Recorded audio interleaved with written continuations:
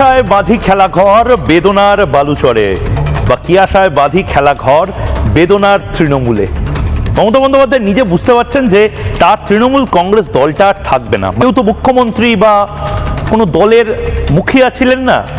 মাননীয় মুখ্যমন্ত্রীকে ধাপে ধাপে সিঁড়ি দিয়ে আস্তে আস্তে উঠে রাজনীতিটা করতে হয়েছে, এবং মাননীয় মুখ্যমন্ত্রী বিলক্ষণ জানেন বিজেপি যদি 160 থেকে 170 মোটামুটি আসন পেয়ে সরকার তৈরি করে,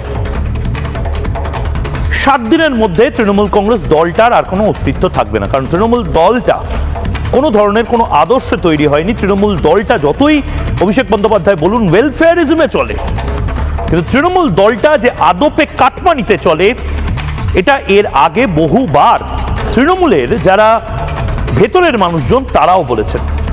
মাননীয় মুখ্যমন্ত্রী মমতা বন্দ্যোপাধ্যায় তার মনেই আশঙ্কাটা হচ্ছে যে তৃণমূল নাও থাকতে পারে।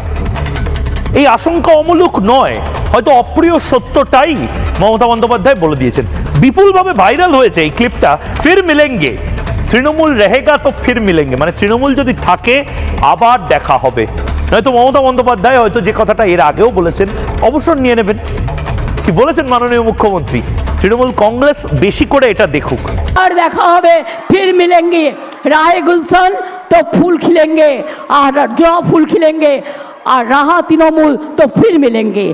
আবার দেখা হবে, ফির মিলেঙ্গে, রাহে গুলশন তো ফুল খিলেঙ্গে, আর জ ফুল খিলেঙ্গে,